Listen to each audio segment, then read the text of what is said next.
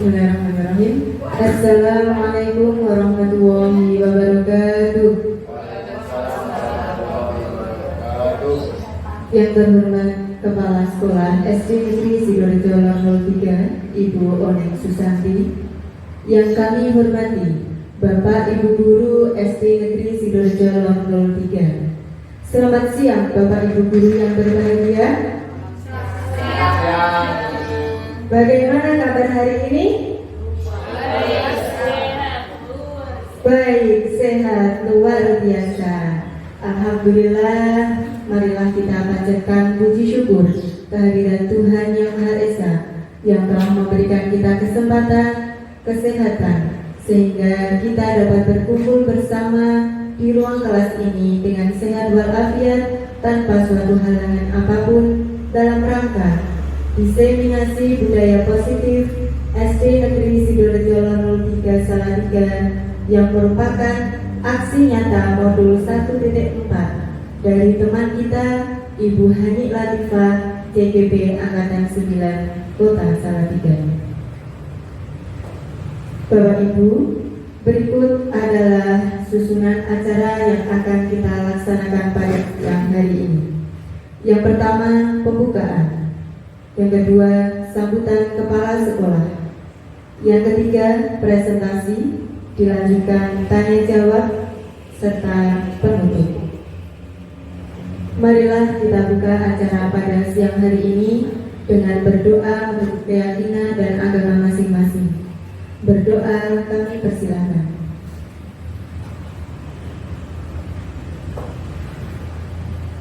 Selesai. Semoga dengan berdoa kita memohon kepada Tuhan acara pada siang hari ini dapat berjalan dengan lancar. Amin. Dilanjutkan acara yang kedua, yaitu sambutan kepala sekolah. Kepada Ibu Oneng Susanti kami persilahkan.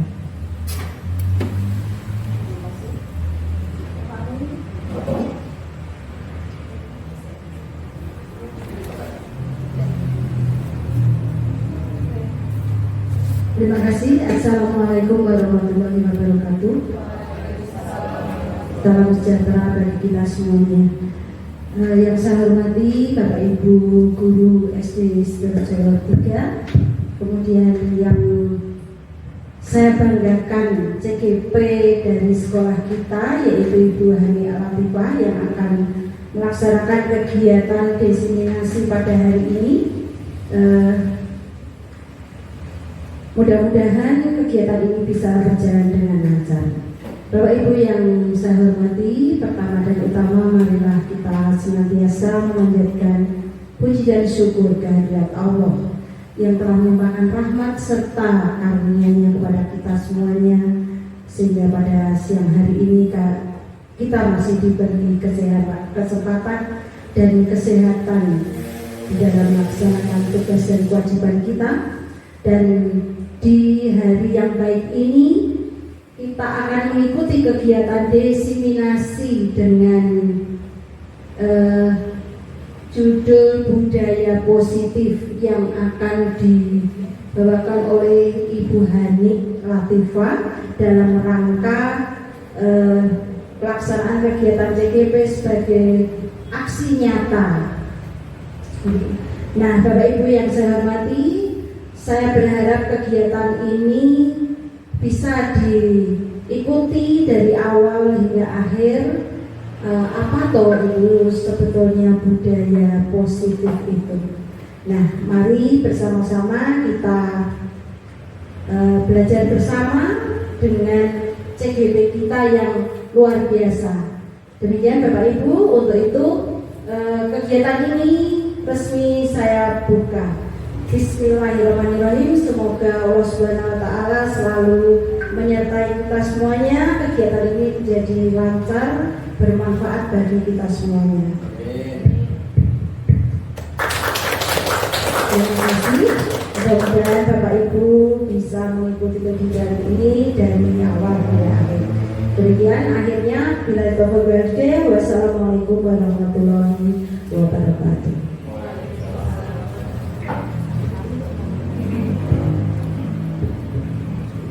Terima kasih. Dilanjutkan acara inti, yaitu presentasi dari narasumber hebat kita, CGP Angkatan 9, Ibu Hani Latifah. Kami persilahkan. Beri tepuk tangan untuk beliau.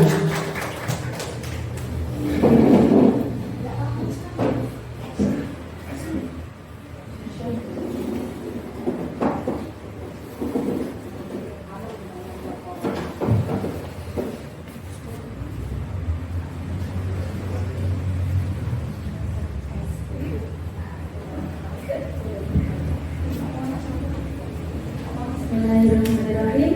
Assalamualaikum warahmatullahi wabarakatuh. Waalaikumsalam warahmatullahi wabarakatuh.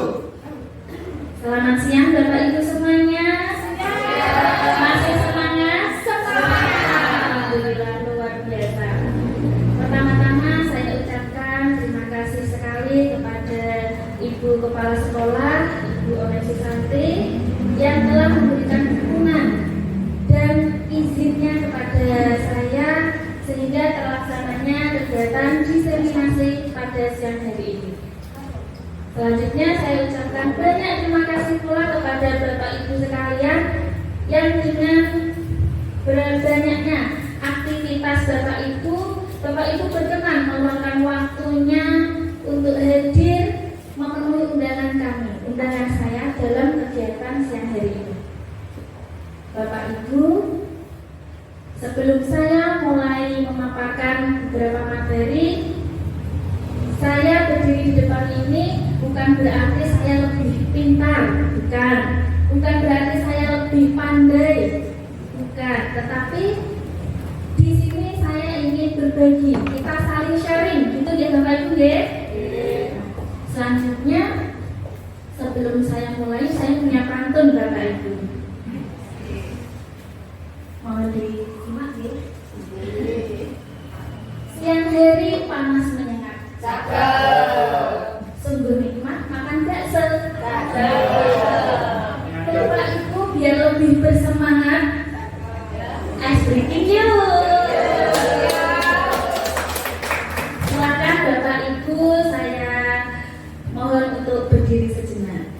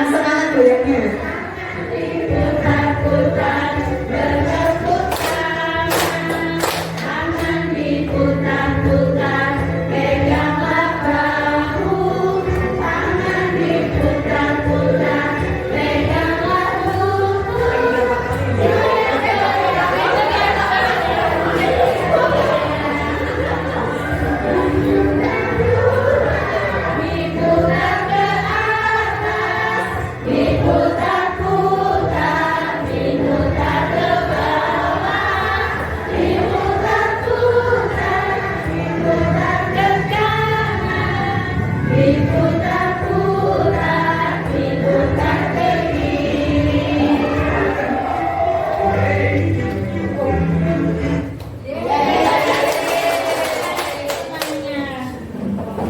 Ya, Bapak Ibu, setelah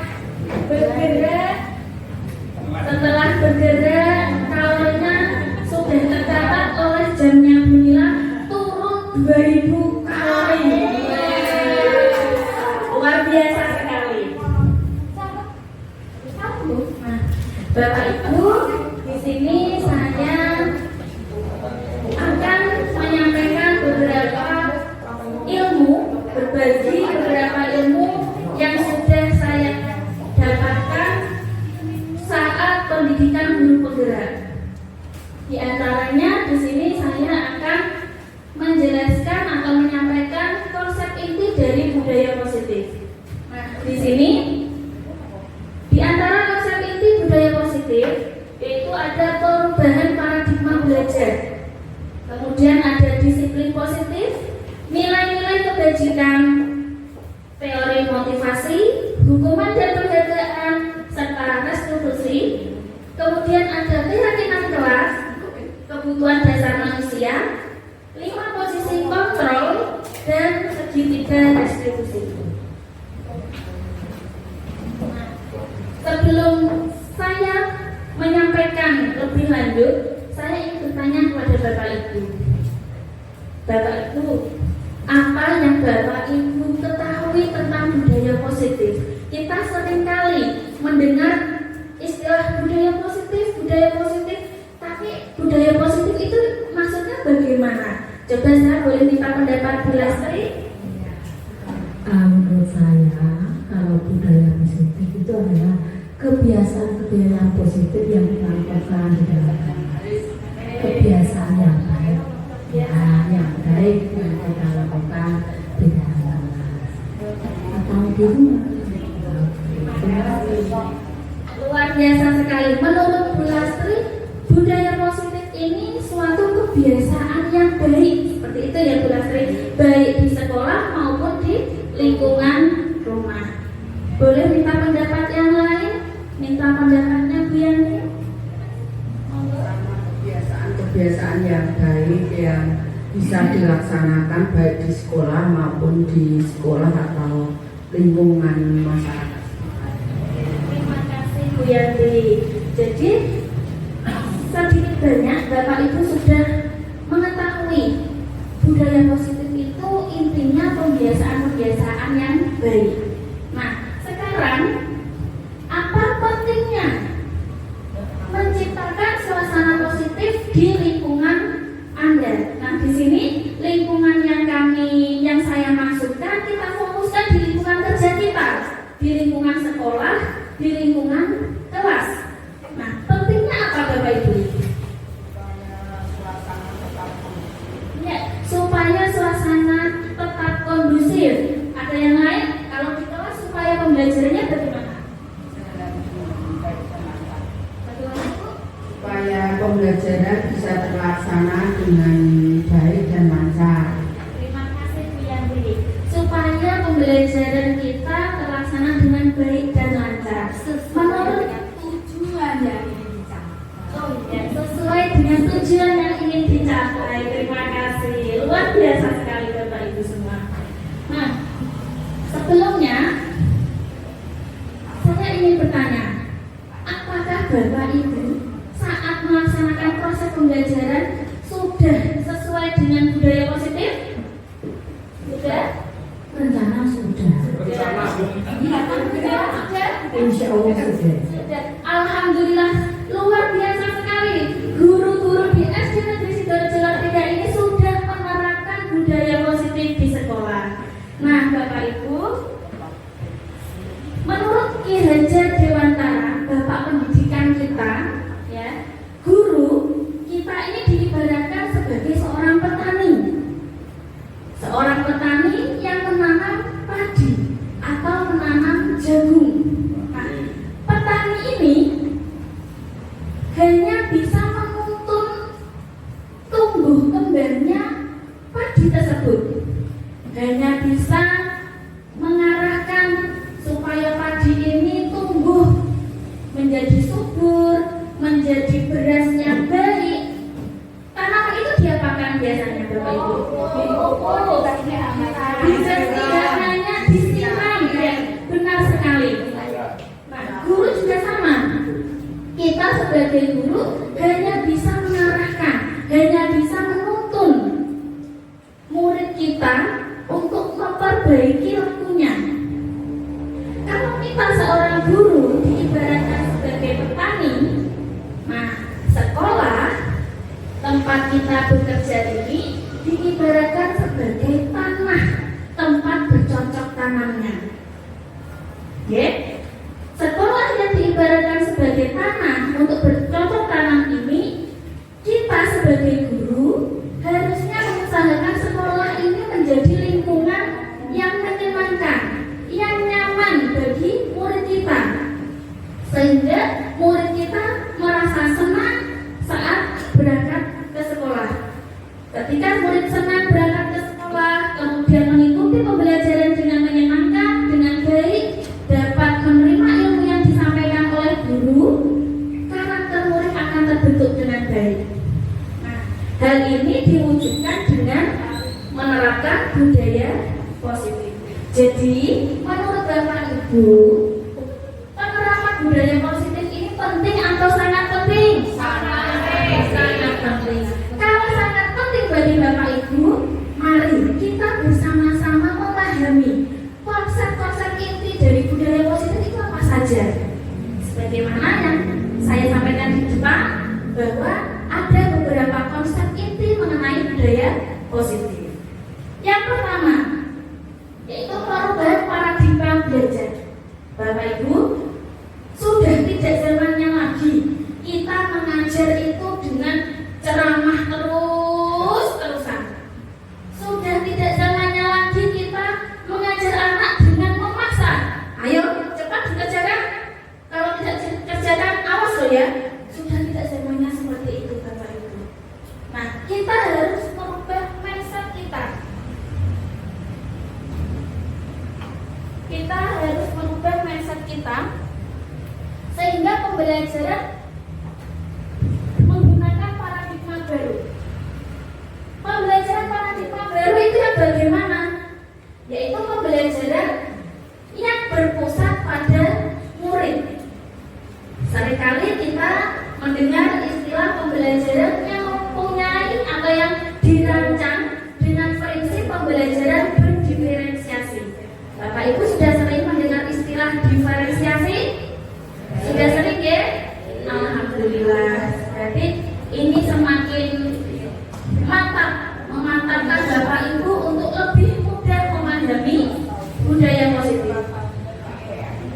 Ketika proses pembelajaran itu sudah sesuai dengan prinsip pembelajaran berdiferensiasi, sehingga murid belajar bisa sesuai dengan kebutuhannya.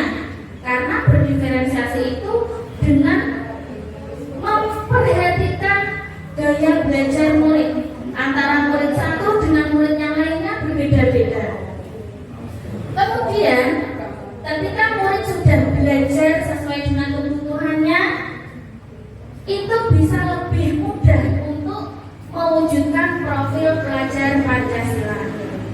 Bapak Ibu, sudah tidak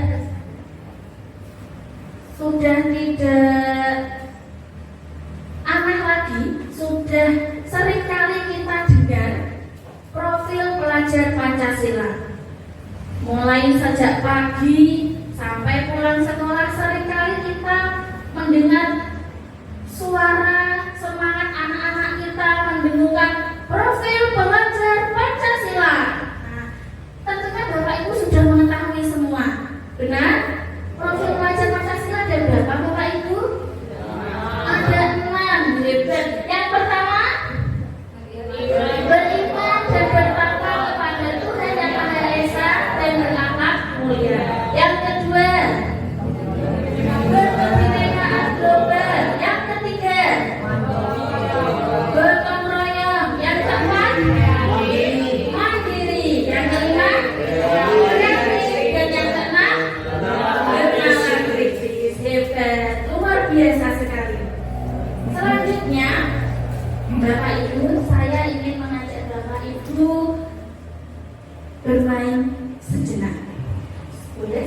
minta tolong perwakilan 2 orang maju ke depan. Monggo, Bu Lastri, monggo.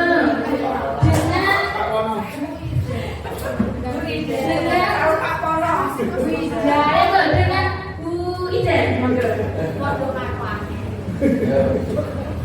Monggo Bu Ida. Nah, di sini saya ingin mengajak Bapak Ibu untuk memperhatikan, ya, memperhatikan. Salah satu berperan untuk mengepalkan tangan dan yang satu berusaha nanti membuka. Bagi yang mengepalkan tangan, ya, bayangkan jenengan punya sesuatu yang sangat berharga. Entah itu harta benda, anak atau keluarga, atau bahkan jabatan, ataupun apa saja yang menurut jenengan sangat berharga. Kepala, genggam, sekuat tenaga jenengan.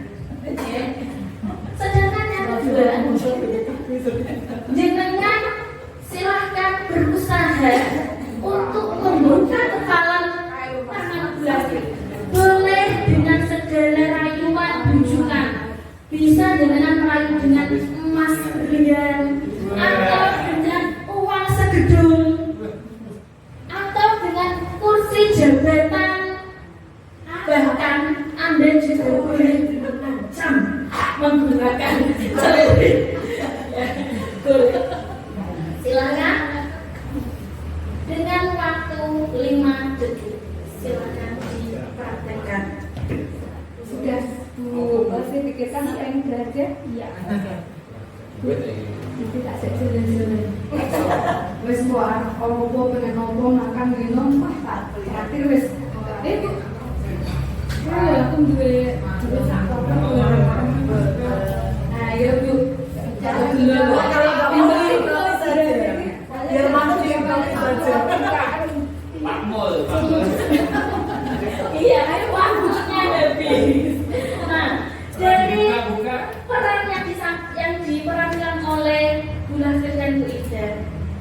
Coba kita perhatikan, Bu Lastri, apakah kepala jenengan bisa jenengan buka atau jenengan tetap memegang teguh genggaman Anda?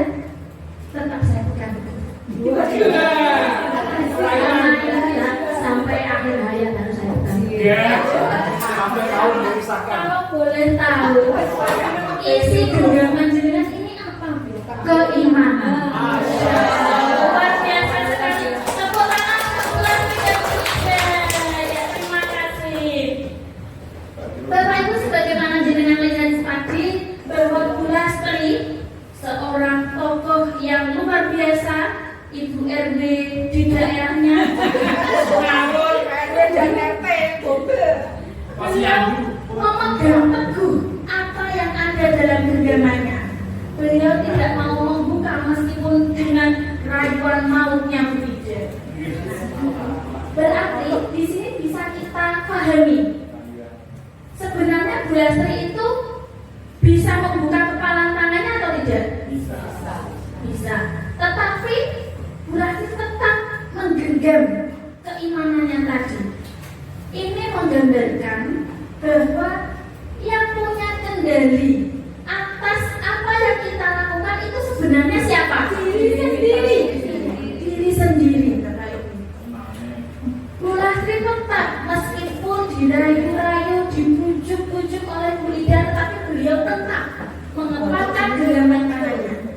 Ini berarti yang bisa mengendalikan perilaku kita adalah diri sendiri atau orang lain. Diri sendiri. Nah, di sini disampaikan oleh Dr. William Fraser. Beliau mengemukakan beberapa pernyataan tentang miskonsepsi teori kontrol. Teori apa Bapak Ibu? Yang pertama, ilusi guru mengontrol murid. Dulu kita mungkin berpikiran, berilusi bahwa guru itu bisa mengontrol murid. Sebenarnya tidak, Bapak.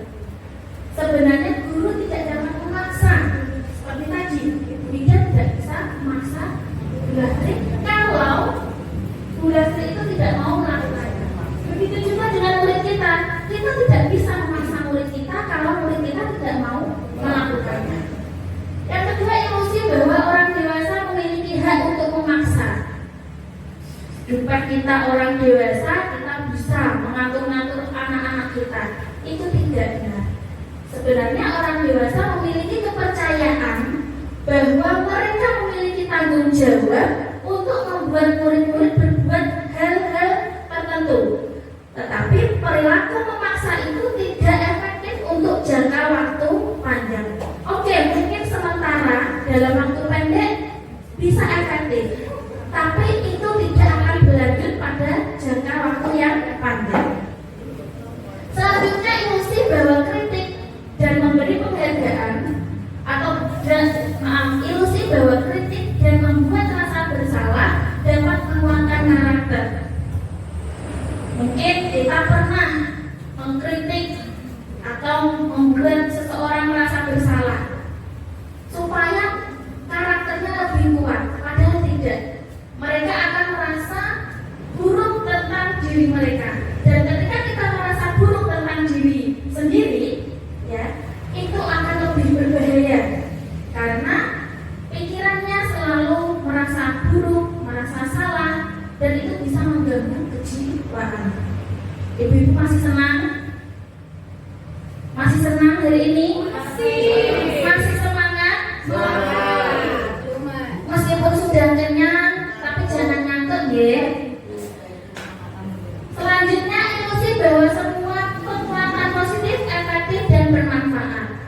Sebenarnya tidak. Bisa jadi murid menjadi tergantung pada guru tersebut. Jadi motivasinya hanya gara-gara diberi penguatan positif, padahal itu tidak bisa sampai jangka waktu panjang. Selanjutnya, nah, kita di sini mari mengubah paradigma stimulus respon ke pendekatan teori kontrol. Pada stimulus respon, di sini realitas kebutuhan kita sama. Padahal teori kontrol, realitas kebutuhan kita berbeda. Bapak Ibu, apakah kebutuhan Bu Kusi sama dengan kebutuhan Bu Vena? Tentu beda. Begitu juga dengan murid kita.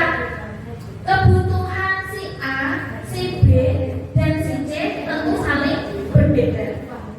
Selanjutnya, semua orang melihat hal yang sama.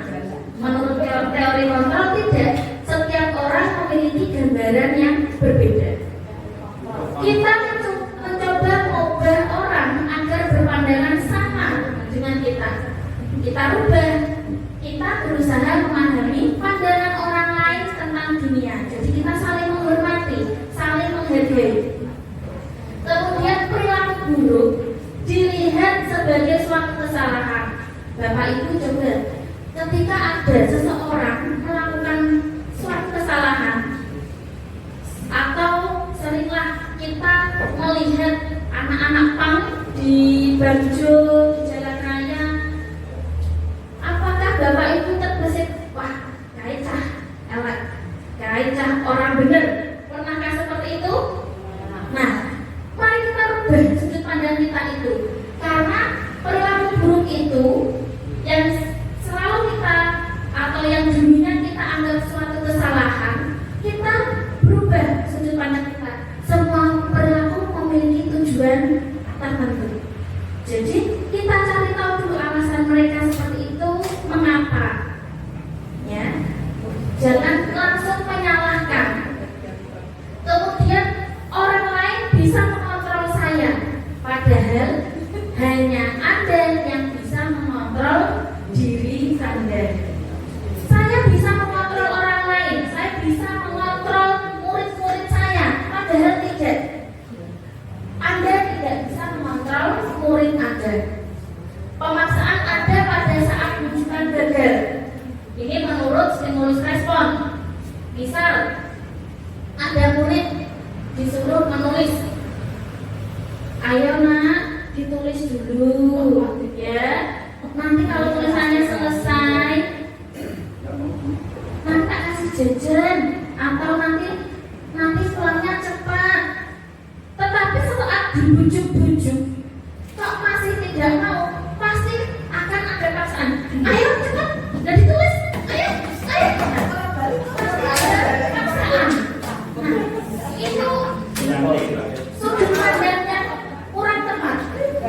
Kemudian kita rubah sudut pandang itu menjadi kolaborasi dan konsensus untuk menciptakan pilihan-pilihan baru. Konsensus ini maksudnya kesepakatan-kesepakatan baru. Jadi ketika ada anak seperti itu, kita ajak kolaborasi. Ayo kita ada yang tugas seperti ini, atau kita buat konsensus, kita buat kesepakatan. Seperti di kelas-kelas kita sudah ada beberapa kesepakatan kelas seperti ini. Kemudian model berpikir menang kalah. Bapak Ibu, seringkali kita punya pikiran ada menang, ada kalah, ada cantik, ada ini cantik loh ya, itu cantik. Sekarang kita rubah dari berpikir menang kalah, kita rubah menjadi berpikir menang. Jadi semuanya menang. Kita tidak menyudutkan, kita tidak menyalahkan, kita tidak mendistract anak, tetapi kita berpikir menang. Begitu ya Bapak Ibu, bisa dipahami. Konsep inti yang kedua dari beberapa konsep inti budaya positif yaitu disiplin positif. Bapak Ibu, ketika kita mendengar istilah disiplin positif, kata disiplin, apa yang terbesit dalam benak Bapak Ibu ketika mendengar kata disiplin? Tidak nyaman, tidak menyenangkan. Menurut kita sesuai dengan waktunya. Oke, melakukan sesuatu sesuai waktunya yang tepat. Pak Ari? Onsite. Nah, kata disiplin sesuai dengan beberapa makna dari Bapak Ibu itu sebenarnya berbeda Bapak Ibu. Makna kata disiplin menurut Diane Gosen yaitu berasal dari bahasa Latin disiplina yang artinya belajar. Kalau tadi kita sudah berpikiran, wah disiplin tata tertib, aturan, harus manut, harus seperti ini, seperti itu. Padahal artinya itu disiplin belajar. Nah, kata disiplin ini berkonotasi dengan disiplin diri. Disiplin diri dimaknai dengan mempelajari bagaimana kita belajar mengontrol diri kita, bagaimana kita menguasai diri kita untuk memilih tindakan yang mengacu pada nilai-nilai yang ingin kita capai, nilai-nilai yang kita hargai, yang kita sepakati. Setelah kita mampu berperilaku disiplin diri, nah ini akan mengarah pada disiplin positif. Disiplin positif ini merupakan salah satu cara penerapan disiplin yang bertujuan untuk menumbuhkan kesadaran serta memberdayakan murid tanpa adanya hukuman, tanpa adanya penghargaan atau imbalan. Jadi motivasinya tumbuh dari dalam diri, motivasi intrinsik, bukan dari pengaruh luar. Nah, sebagai pendidik, tugas kita adalah menciptakan murid yang memiliki disiplin diri, sehingga mereka bisa berperilaku dengan mengacu pada nilai-nilai kebajikan universal dan memiliki motivasi intrinsik dari diri mereka, bukan dari pengaruh luar. Di sini ada mengacu pada nilai-nilai kebajikan. Bapak Ibu, nilai-nilai kebajikan itu nilai-nilai yang bagaimana? Bisa dijelaskan Bu Vena, nilai-nilai kebajikan itu yang seperti apa? Nilai-nilai yang positif, yang bagus, yang kita yakini itu baik. Nilai-nilai yang kita yakini baik, nilai-nilai yang bagus. Nah, nilai-nilai kebajikan. Nilai-nilai kebajikan itu sebenarnya sudah ada pada setiap institusi. Nilai-nilai kebajikan itu nilai-nilai yang disepakati bersama, lepas suku bangsa, agama, ras, maupun latar belakang lainnya. Masing-masing institusi mempunyai nilai-nilai keyakinan yang berbeda-beda, nilai-nilai kebajikan yang berbeda-beda. Ini saya mengambil 3 contoh dari 3 institusi. Yang pertama yaitu profil pelajar Pancasila. Ini yang sedang digaungkan oleh Bapak Menteri kita, Bapak Nadiem Makarim, yaitu beriman bertakwa kepada Tuhan Yang Maha Esa dan berakhlak mulia, mandiri, bernalar kritis, berkebinekaan global, gotong royong, dan kreatif. Kemudian ada nilai yang lain, toleransi, rasa hormat, integritas, dan sebagainya. Ada juga nilai dari life skill, yaitu dapat dipercaya, lurus hati, pendengar yang aktif, tidak merendahkan orang lain, dan memberikan yang terbaik dalam diri. Selanjutnya, teori motivasi, hukuman, dan penghargaan serta restitusi.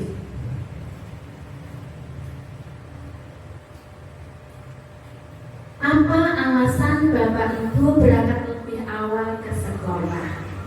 Sebenarnya,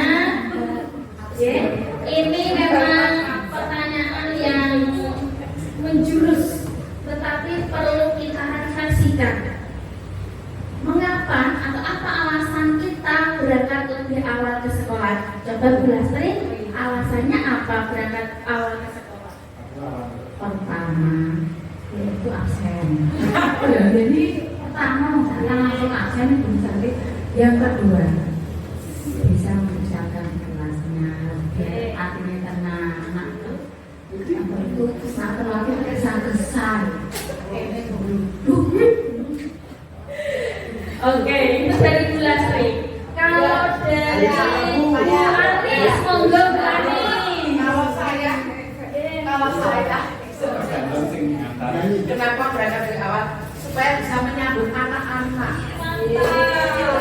Berguna anaknya katanya ya gasik berangkat di bangku pak kalau bareng anaknya ya jadi berangkat dari awal. Jadi bisa absen itu tapi yang pertama bisa menyambut anak-anak biar anak-anak merasa nyaman ada gurunya. Terima kasih Bu Anis, luar biasa sekali. Ada yang mau berpendapat yang lain? Tadi sama. Pak Eko, Sama monggo. sudah diungkapkan Bu Anis. Iya, Dari hati saya Bu. iya, biar suaranya lebih muncul Pak Eko. Saya prihatin sebenarnya untuk biasanya itu guru-guru datangnya itu 5 menit sebelum memulai pembelajaran, namun saya itu sebenarnya sebelum ada absen itu saya sudah sering berangkat meskipun didahului oleh Bu Hani, tetapi saya belajar untuk berangkat pagi supaya menyambut anak-anak itu. Iya, supaya orang tua juga percaya sama kita sebagai guru, begitu Bu. Terima kasih Pak Eko. Tepuk tangan untuk kita semua. Nah, sebenarnya kita ketika melakukan sesuatu, ya, itu pasti ada tujuannya tertentu, tujuan tersendiri. Seperti ini, ketika kita berangkat lebih awal, apakah ada dari Bapak Ibu yang berangkat awal takut gara-gara wah nanti aku absen ketinggalan, kalau absennya terlambat nanti sertifikasinya dipotong? Apakah ada yang seperti itu? Tidak. Mantap. Kemudian mungkin ada, wah aku mau berangkat lebih awal biar aku dipuji-puji, atau biar aku dapat penghargaan dari ibu kepala sekolah, dapat hadiah. Apakah ada yang seperti itu?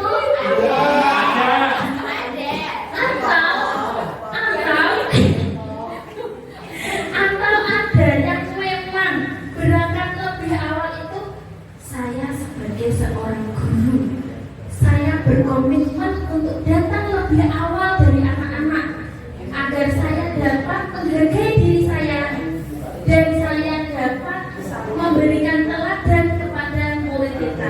Apakah ada yang seperti itu? Semua guru di sekolah kita seperti itu, luar biasa. Nah, di sini juga dijelaskan, ya, motivasi perilaku manusia itu ada 3. Seperti yang saya ungkapkan tadi, ketika kita melakukan sesuatu, yang pertama mungkin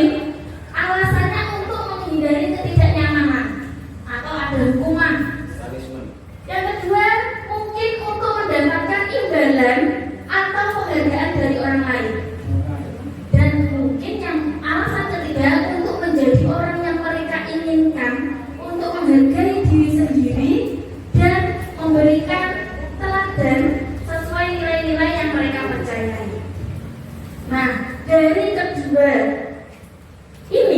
ketiga alasan ini, yang kedua untuk menghindari ketidaknyamanan atau untuk mendapatkan imbalan, ini termasuk motivasi ekstrinsik, motivasi dari luar.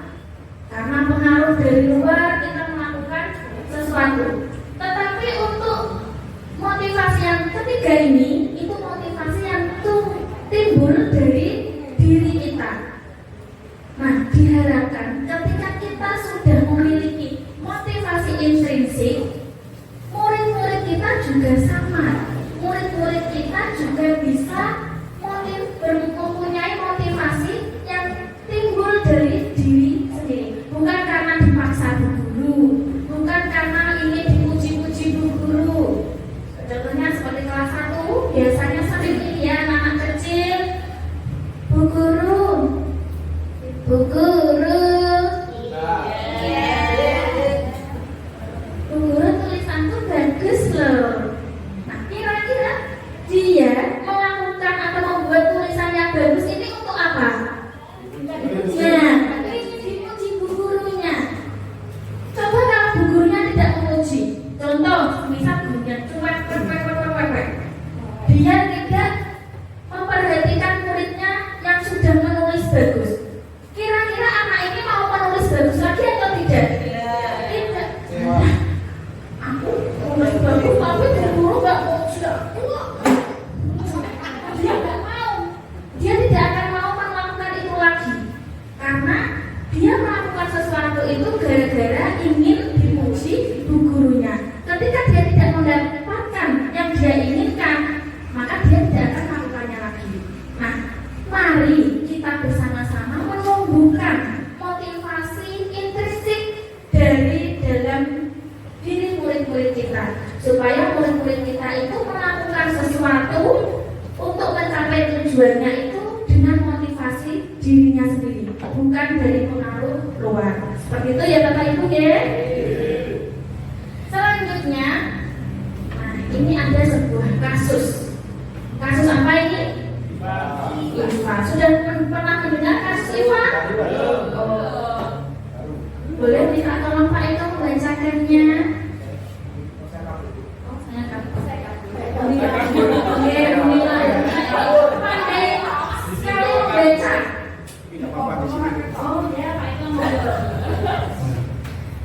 Kasus IFA.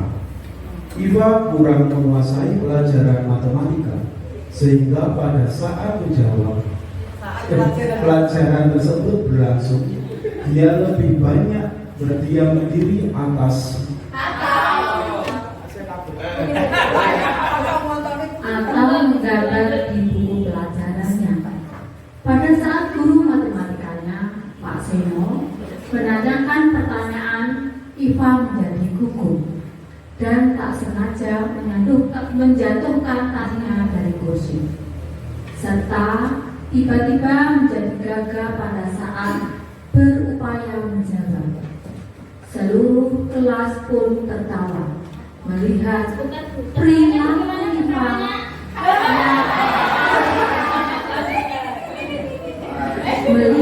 perilaku IFA yang bicara tergagap dan terkejut tersebut. Pak Seno pada saat itu membiarkan teman-teman IFA menertawakan IFA yang tergagap dan malu luar biasa, dan malahan minta IFA untuk maju ke depan dan berdiri di depan kelas sambil menunjuk hidungnya karena tidak bisa menjawab pertanyaan Pak Seno. Kelas menjadi gaduh dan anak-anak pun tertawa melihat IFA di depan kelas memegang ujung hidungnya.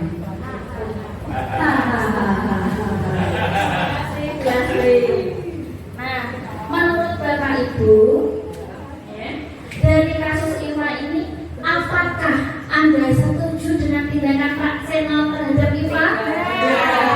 Coba, mohon pendapatnya Bu Ani. Sudah setuju, karena Pak gurunya itu malah menghukum orang yang sudah terhukum. IFA itu kan sebaiknya kan merasa sudah terhukum, minder bukan takut dan kecewanya kok benar-benar sendiri. Kalau malah gurunya malah berarti gurunya kan membantu orang yang sudah terhukum. Kasihan sekali. Tenangkan dewa, tenangkan dewa. Terima kasih Bu Ani. Nah, menurut Bapak Ibu, tindakan Pak Seno terhadap Iva tadi itu sebuah hukuman atau konsekuensi? Hukuman. Apa? Hukuman. Mengapa? Disuruh berdiri memegang itu. Mengapa? Tidak ada.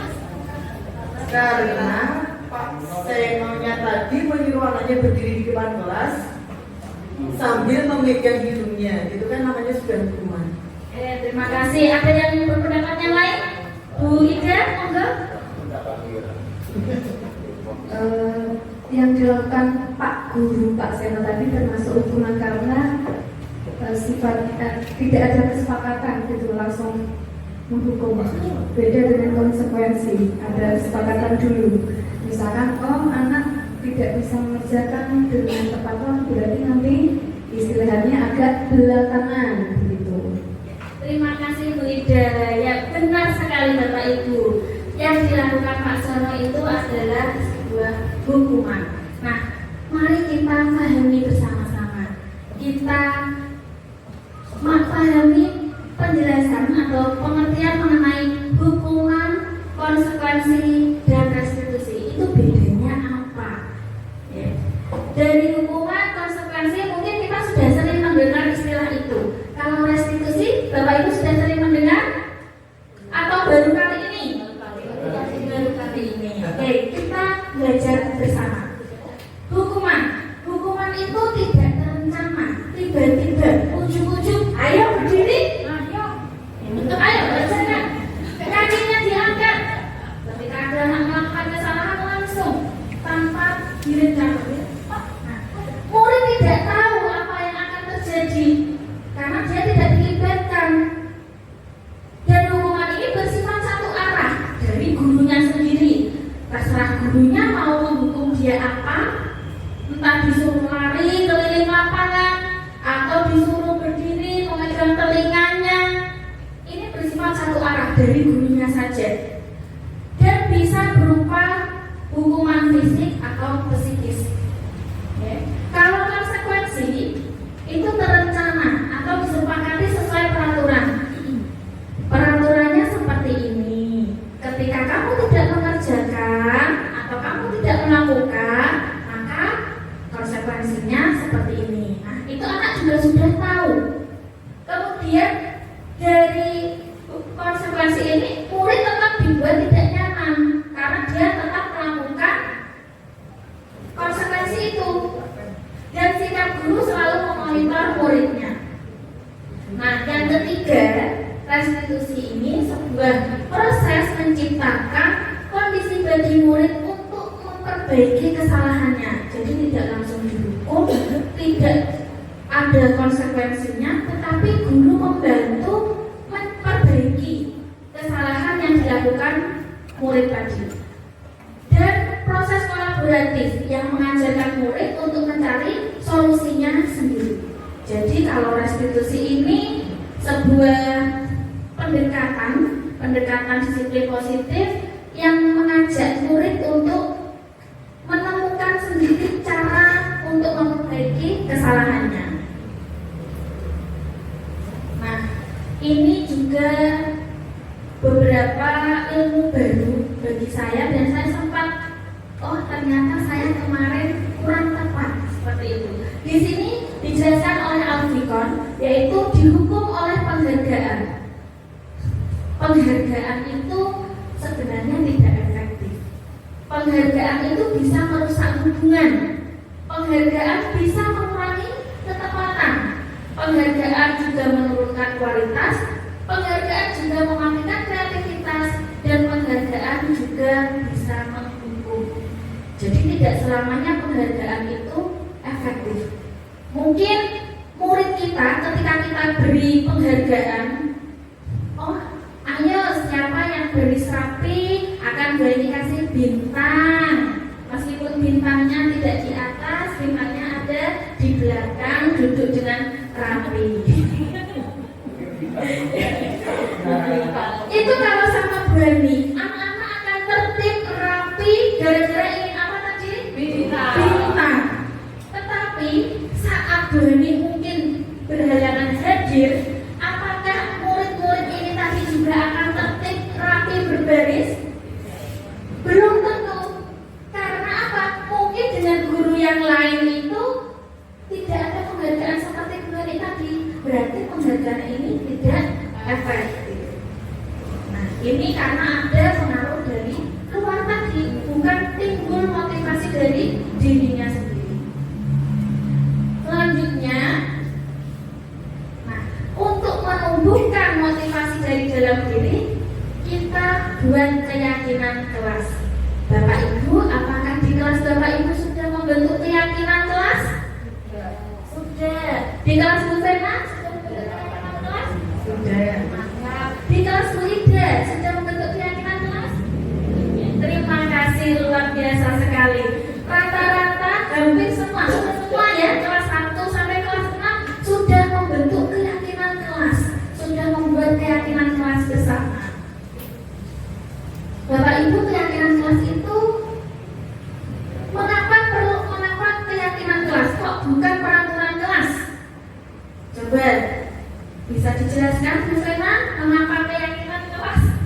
Keyakinan itu nilai-nilai yang diyakini, ya betul, nilai kebajikan, dan itu berdasar dibuat dari peraturan kelas yang sudah disepakati tadi. Kemudian diambil ke nilai-nilai itu keyakinan sehingga siswa kembali tadi motivasi dari dalam, motivasi untuk melaksanakan keyakinan yang sudah diyakini. Terima kasih Bu Fena, benar sekali bahwa keyakinan kelas itu menurut atau sesuai dengan nilai-nilai yang sudah disepakati. Jadi di awal ya, kita membentuk atau membuat keyakinan kelas itu. Keyakinan kelas itu bersifat abstrak. Jadi biarkan murid-murid kita, anak-anak kita yang menuliskan, mengungkapkan impian-impiannya, mengungkapkan atau menyampaikan keinginannya. Kelasku itu inginnya lingkungannya seperti apa ya, yang membuat kelasku nyaman itu apa ya, biarkan mereka mengungkapkannya sendiri. Kemudian keyakinan kelas itu berupa pernyataan universal tanpa membedakan agama, kalau agama ini seperti ini, agama itu seperti itu, tidak, tapi bersifat universal. Dibuat dalam pernyataan positif. Pernyataan positif, misal kalau peraturan ya, itu kita ada istilahnya jangan membuang sampah sembarangan. Nah, itu kita rubah menjadi pernyataan positif. Kalimat positifnya bagaimana, Bu Dian? Membuang sampah pada tempat yang sama. Terima kasih. Jadi kalimat-kalimat peraturan itu kita rubah menjadi pernyataan positif. Ketika kita membuat keyakinan kelas, diusahakan sedikit saja, tidak perlu terlalu banyak, maksimal 7 ya. Supaya apa? Supaya mudah diterapkan dan semua warga sekolah atau warga kelas dilibatkan dalam membuat keyakinan kelas. Di sini saya contohkan kelas saya. Di awal anak-anak saya minta menuliskan impian-impian atau harapan mereka dengan yang diinginkan di kelas mereka. Kemudian setelah ditempelkan di papan, saya mengajak anak-anak untuk mengkategorikannya. Kemudian disarikan menjadi nilai-nilai kebajikan. Setelah itu anak-anak sebagai wujud mereka lebih bertanggung jawab, saya minta untuk tanda tangan. Meskipun anak kelas 2 belum bisa tanda tangan, nuliskan namanya. Tapi ada loh yang sudah bisa tanda tangan. Mereka sangat kreatif sekali. Nah, keyakinan kelas ini kita wujudkan menjadi pernyataan yang positif. Jadi tidak disiplin positif, kemudian tanggung jawab, bukan. Tapi kita ubah menjadi pernyataan positif. Kami saling menghargai. Kalau dengan pernyataan itu, anak dari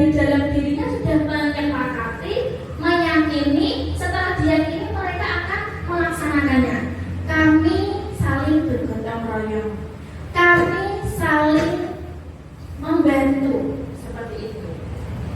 Dan karena di sini dari kelas 1 sampai kelas 6 sudah membuat keyakinan kelas, alhamdulillah semoga bisa terlaksana dengan baik.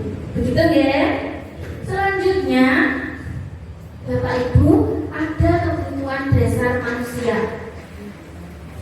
Sesungguhnya semua manusia itu mempunyai kebutuhan dasar. Kebutuhan dasar manusia itu apa maksudnya? Yaitu segala sesuatu yang kita lakukan untuk mendapatkan apa yang kita inginkan. Kebutuhan dasar manusia itu ada 5, dikategorikan menjadi 5 poin. Yang pertama yaitu bertahan hidup. Ini termasuk kebutuhan yang sifatnya fisiologis, bisa sandang, pangan, keselamatan, ya. Kemudian ada kebutuhan kasih sayang dan rasa diterima. Ada kebutuhan penguasaan, kebebasan dan kesenangan. Kalau kita orang dewasa juga perlu untuk memenuhi kebutuhan dasar, begitu juga dengan murid-murid kita. Murid-murid kita juga perlu untuk dipenuhi kebutuhan dasar mereka. Semisal Bapak Ibu kebutuhan dasar kasih sayang dan rasa diterimanya belum terpenuhi. Bagaimana?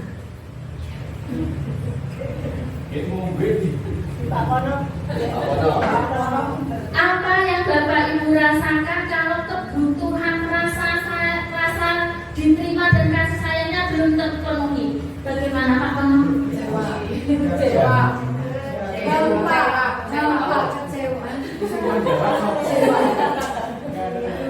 Nah, kalau menurut saya sebetulnya banyak sekali, misalnya cepat marah, emosi, tapi kadang-kadang diam itu akan menyampaikan mungkin malu. Tapi kebanyakan kalau orang dewasa itu kepengen tapi kadang-kadang sok cepet. Terima kasih Pak Pono. Itu tadi kalau Pak Pono kebutuhan dasarnya kalau belum terpenuhi ada kalanya marah, emosi, bahkan kalau saking-sakingnya sampai hanya diam daripada tak mampu berkata apa-apa. Begitu ya Pak Pono ya. Begitu juga dengan murid kita Bapak Ibu. Jadi kalau murid kita di kelas ada yang males, ada yang ngantuk, ada yang mungkin saking aktifnya mereka, itu jangan langsung disalahkan Bapak Ibu. Berarti ada salah satu kebutuhan dasar mereka yang belum terpenuhi. Nah, tugas kita sebagai pendidik, kita membantu murid kita untuk memenuhi kebutuhan dasar mereka.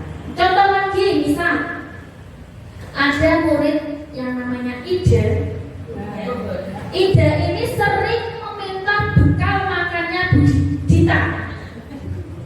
Karena Dita ini sering membawa bekal dari rumah, makanannya enak-enak. Ida ini sering minta bekalnya dengan paksa. Apakah kita sebagai guru langsung menghukum Ida, menyalahkan Ida? Ya itu salahnya Dita, suka bawa yang enak-enak. Kita sebagai guru harus membantu Ida menyelesaikan masalahnya ini, memperbaiki kesalahannya ini. Kita tanya dulu, mengapa Ida melakukan hal itu? Apakah memang karena Ida lapar? Kalau lapar berarti dia membutuhkan kebutuhan dasar yang apa? Bertahan hidup. Atau kalau dia jawabannya karena kalau aku minta bekalnya Dita, terus aku dilihatin Bu Guru terus, itu berarti Ida untuk memakai kasih sayang apa? Kasih sayang dan rasa diterima. Nah, di sini bisa kita simpulkan bahwa ketika murid kita salah satu kebutuhan dasarnya belum tercukupi, maka mereka akan melakukan sesuatu yang tidak sesuai. Nah, tugas kita lagi untuk membantu memperbaiki atau membantu memenuhi kebutuhan dasar murid kita. Bukan kita terus langsung memberikan makanan kepada Ida setiap hari, bukan. Ya, tetapi kita arahkan, kita bantu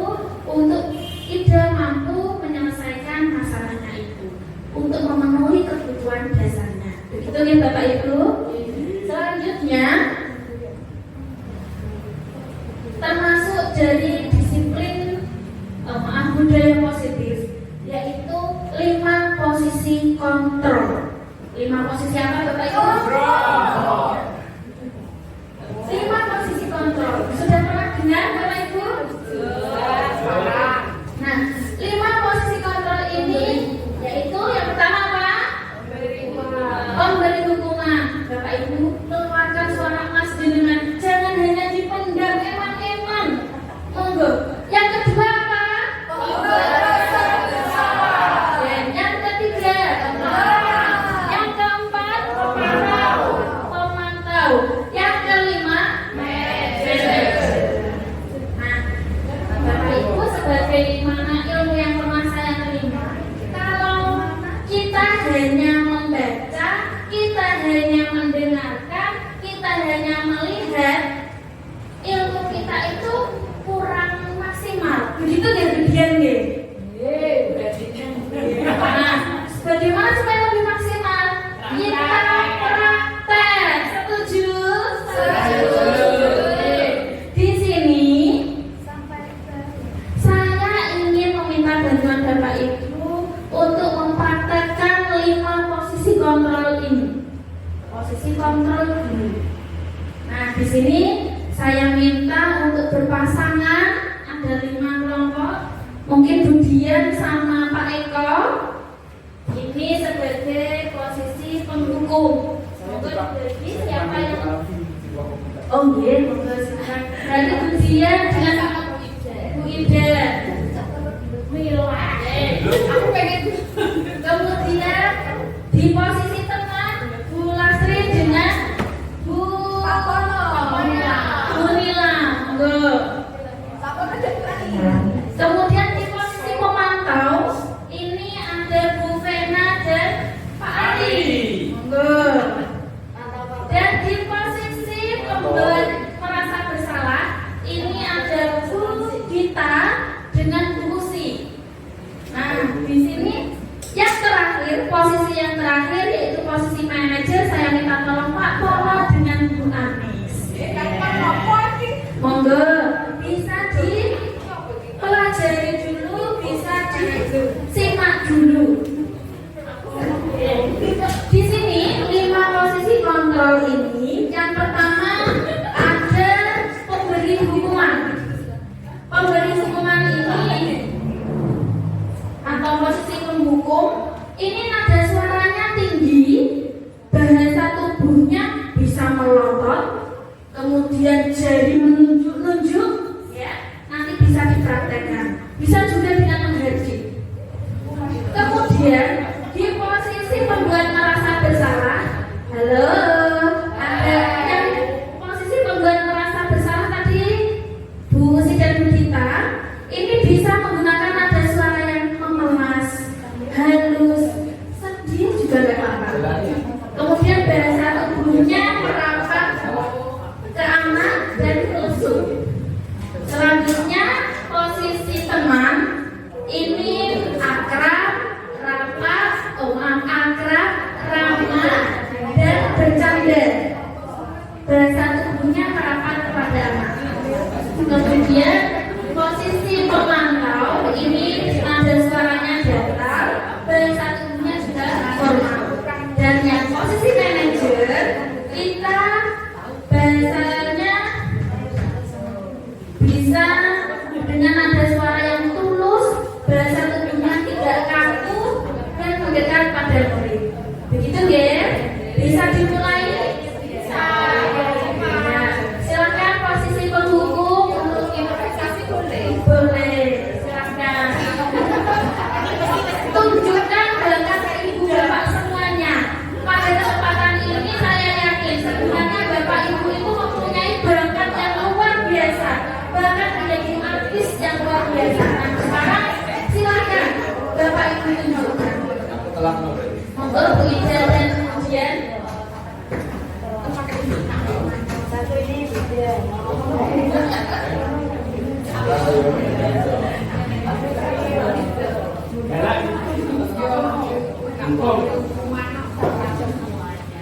Dipopolkan nggak? Ini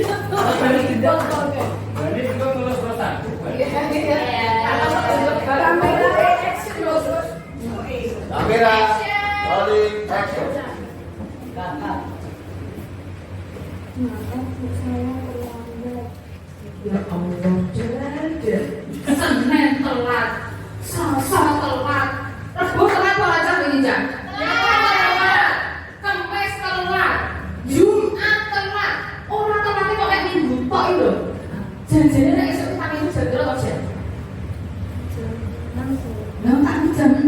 mesti langsung buat. Iya kan kalau masih Wes, saiki juga mau pecah. Ben ngatur nang ngono wae ya. Ngatur nang ngono tekan istirahat kedua. Pokoke sesuk nek telat meneh ngatur nang gone ngarep kantor guru. Sesuk telat meneh ngatur nang ngarep kantore bone. Sesuk telat meneh ngarep dadal kono, ya.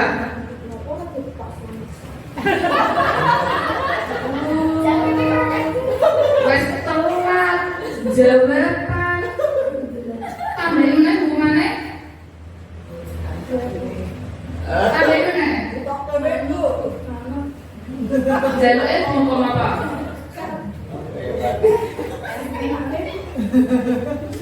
Allah dia dulu kita kan kalau itu loh itu jadi panjang.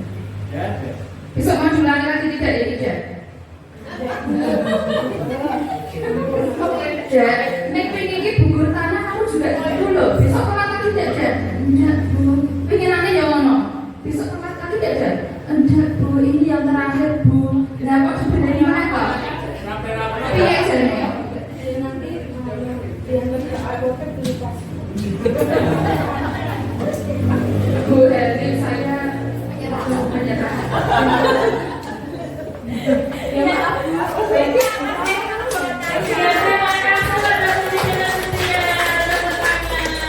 Nah, Bapak Ibu, dari yang dipraktekkan Bu Ida dan Bu Dian tadi, bagaimana perasaan si murid? Coba, kalau dimarahi seperti itu, bagaimana perasaan si murid? Sedih, malu, bisa jadi dia marah. Oke, saking marahnya dia mungkin bisa memendam rasa dendam. Bisa jadi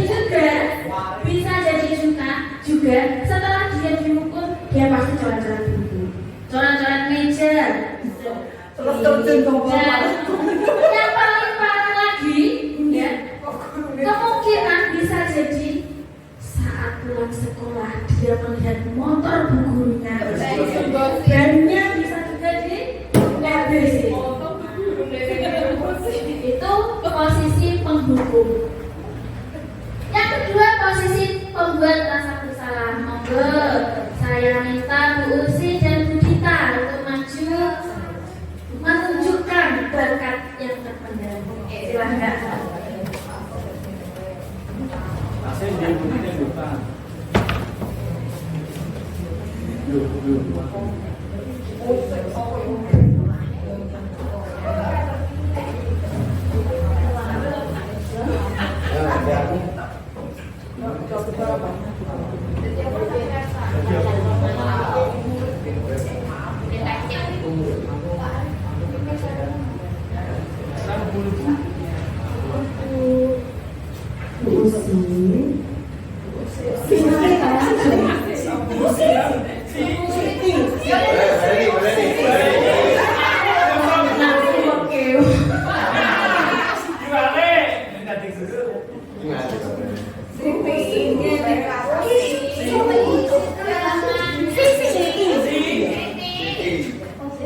Kamera, rolling, action.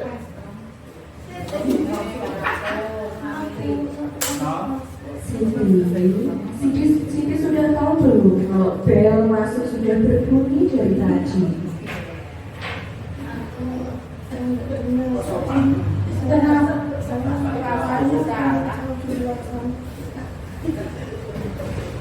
Kenapa sih Siti itu selalu saja mengecewakan Bu Guru?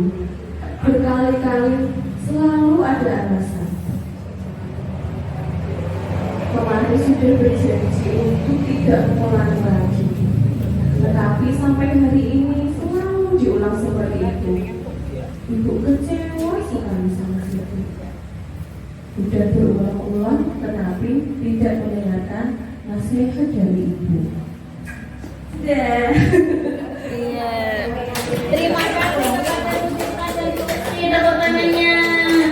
Nah, Bapak Ibu, dari yang dipraktekkan Bu Dita dan Bu Usi tadi, bagaimana perasaan si murid kalau diperlakukan seperti itu? Mungkin kata Bu Ida. Iya, murid akan merasa bersalah. Nah, ketika merasa bersalah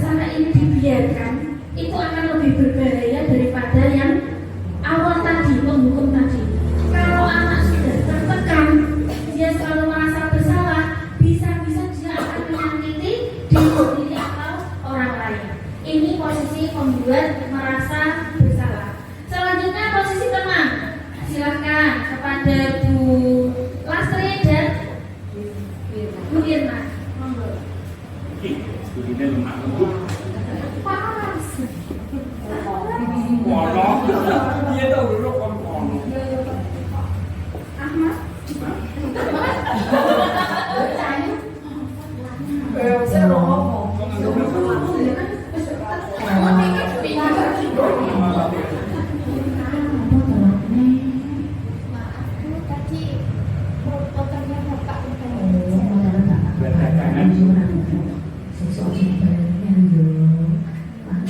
Terima kasih,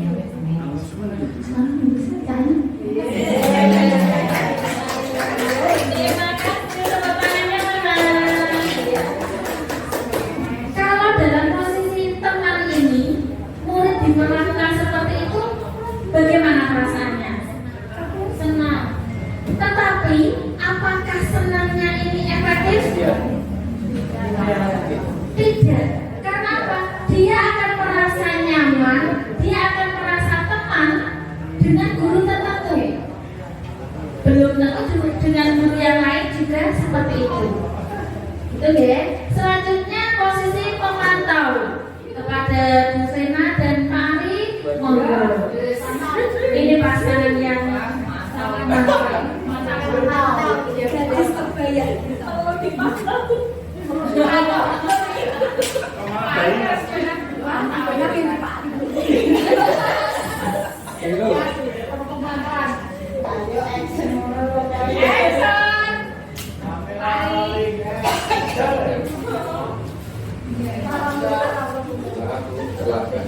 Ari, kamu tahu nggak jam berapa ini?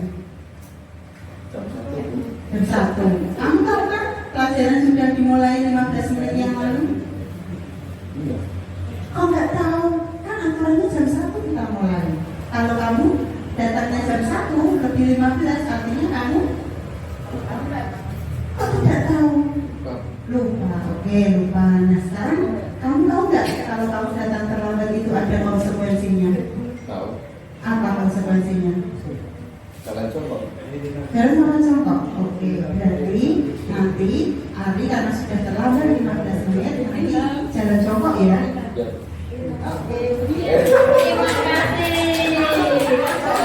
Pada waktu memantau ini, guru selalu mengingatkan konsekuensi tentang perilaku yang kurang tepat. Tapi murid tetap dibuat tidak nyaman karena dia perlu atau dia harus melakukan sesuatu konsekuensi tadi.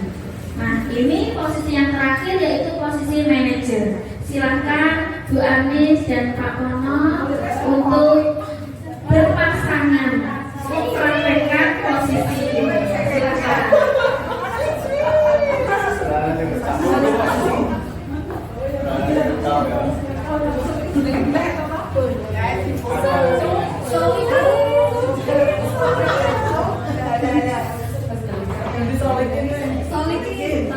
Permisi Bu, saya terlambat.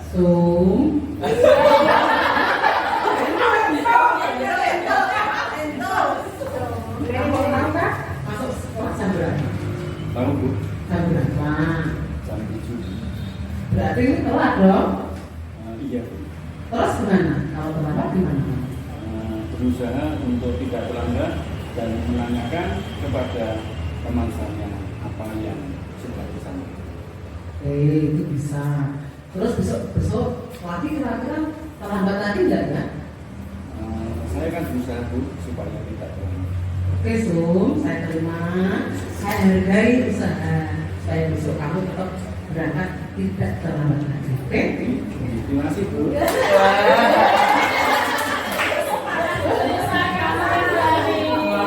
Terima kasih. Nah, dalam posisi manajer ini bagaimana? Murid apakah dibuat ketakutan? Pada posisi ini murid akan menemukan solusi terhadap masalahnya. Nah, dari 5 posisi kontrol guru ini, menurut Bapak Ibu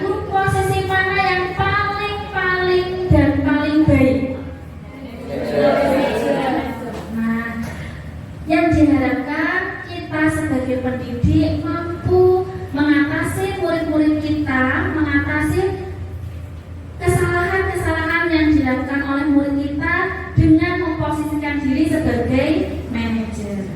Nah, Bapak Ibu, selanjutnya saatnya kuis.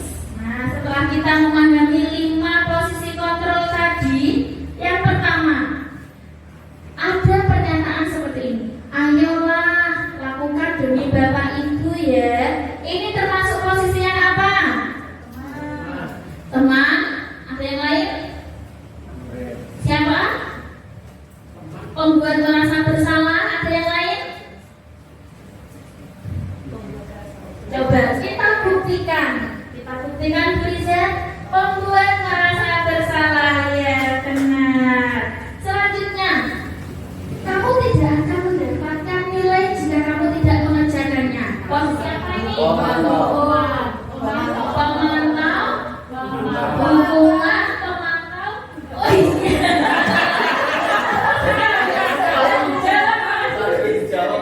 Pemantau. Selanjutnya, kamu tidak pernah benar melakukannya. Posisi apa ini? Pendukung. Pintar. Selanjutnya, nah, apa rencanamu untuk menyelesaikannya? Posisi manajer. Luar biasa sekali, tepuk tangan untuk kita semua.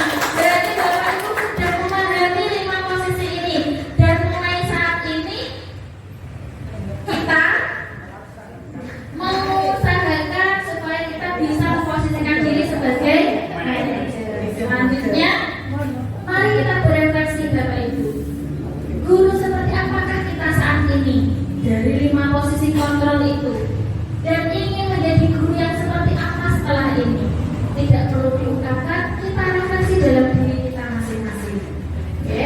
Selanjutnya, poin dari budaya disiplin yang terakhir yaitu segitiga restitusi. Segitiga restitusi ini adalah proses dialog yang dijalankan oleh guru agar dapat menjadikan murid yang mandiri dan bertanggung jawab. Ada 3 tahapan. Yang pertama yaitu menstabilkan identitas, yang kedua validasi tindakan yang salah, dan yang ketiga menanyakan keyakinan. Yang pertama, menstabilkan identitas. Ini kita bisa mengungkapkan beberapa kalimat seperti berbuat salah itu tidak apa-apa, tidak ada manusia yang sempurna, saya juga pernah melakukan kesalahan tersebut. Nah, ini hanya contoh. Bapak Ibu bisa mengembangkan sesuai kondisi. Kedua yaitu memvalidasi tindakan yang salah. Loh, tindakan yang salah kok divalidasi? Bukannya yang selama ini itu memvalidasi tindakan yang benar?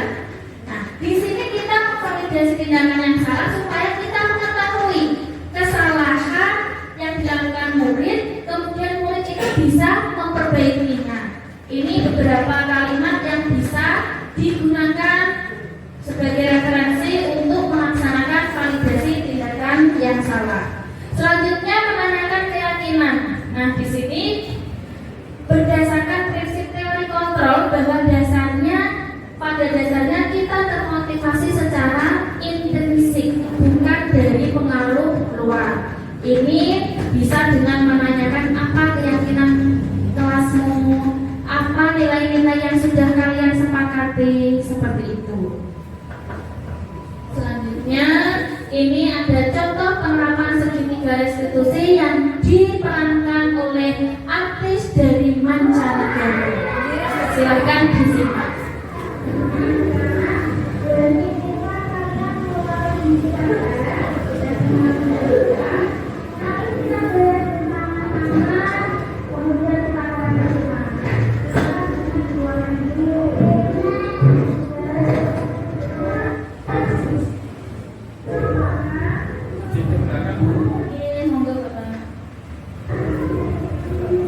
Nah, ini kasusnya ada anak yang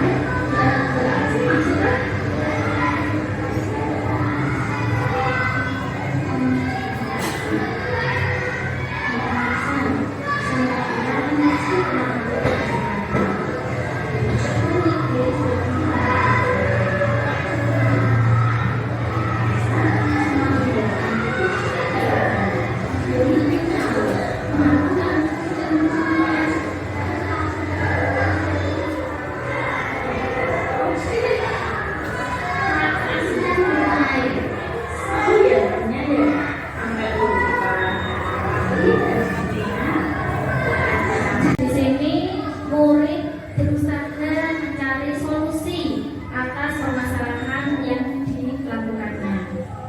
Guru mengarahkan, menuntun dan membimbing murid untuk mengetahui atau mencari solusi tersebut.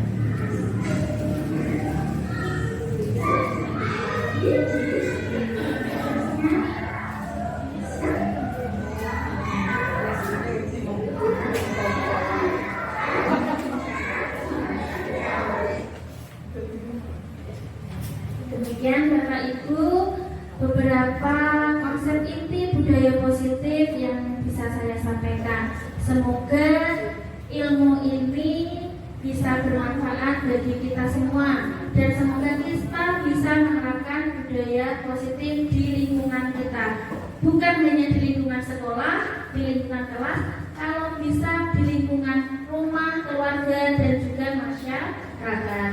Buat hari ini saya tidak bisa mengubah arah angin, namun saya bisa menyesuaikan pelayanan saya untuk selalu menggapai tujuan saya. Itu mohon maaf apabila ada kekurangan, ada salah kata.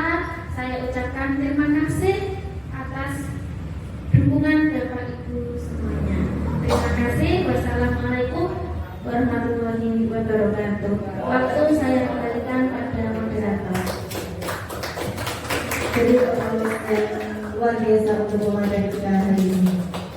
Terima kasih kepada Ibu Henti yang telah membuka wawasan kita mengenai budaya positif pada siang hari ini. Dilanjutkan sesi tanya jawab kepada Bapak Ibu Guru, monggo yang ingin bertanya. Oke, tidak sudah jelas, alhamdulillah. Alhamdulillahirrahmanirrahim. Kita sudah sampai di penghujung acara pada diseminasi budaya positif siang hari ini. Kesimpulannya adalah marilah kita bersama-sama memahami.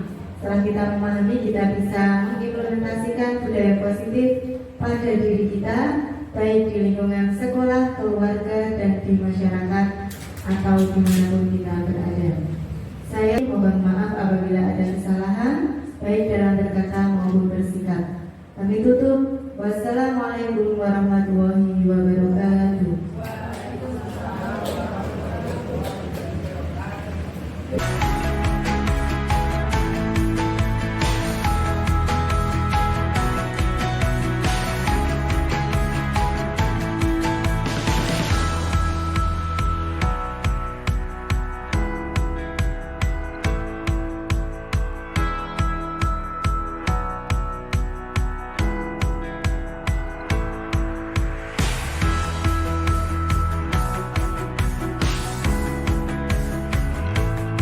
Assalamualaikum warahmatullahi wabarakatuh. Perkenalkan, nama saya Keisa dari kelas 2A. Saat membuat keyakinan kelas, saya merasa senang dan bersemangat. Pembuatan keyakinan kelas sangat penting agar kita disiplin, tanggung jawab, dan menjadikan kita lebih baik lagi. Terima kasih Bu Ani. Nama saya Ibu Winara Haniswati, SBD-SD. Saya rekan dari Bu Hani Latifah dari SD Sidoarjo 03. Menurut saya dari apa yang disampaikan Bu Hani mengenai belajar positif, budaya positif, itu sangat bagus untuk diterapkan di SD kami. Di SD kami sudah bagus, sudah ada situ, tapi itu untuk meningkatkan bagaimana kita melaksanakan budaya positif kepada anak. Dan saya sebagai guru, ini adalah pengalaman yang baru. Meskipun saya itu senior, tapi ternyata di sela-sela itu ada beberapa trik-trik untuk anak-anak kita, terutama untuk manajemen. Itu guru sangat berperan aktif supaya anak itu merasa nyaman punya orang tua di sekolah, sehingga pendidikan, proses belajar mengajar itu akan lebih mantap dan tercipta suatu budaya yang positif yang lebih meningkat. Untuk Bu Hani tetap semangat, kami mendukung untuk kegiatan-kegiatan Bu Hani. Oke, selamat siang. Assalamualaikum warahmatullahi wabarakatuh. Saya Riza Fatmawati, guru SD Negeri Sidoarjo 03, rekan dari Ibu Hani Latifah CGP dari Kota Salatiga. Dari paparan Bu Hani kemarin tentang budaya positif, saya sangat tertarik dan itu merupakan hal baru bagi saya mengenai ilmu budaya positif di sekolah yang terdiri dari budaya positif, restitusi,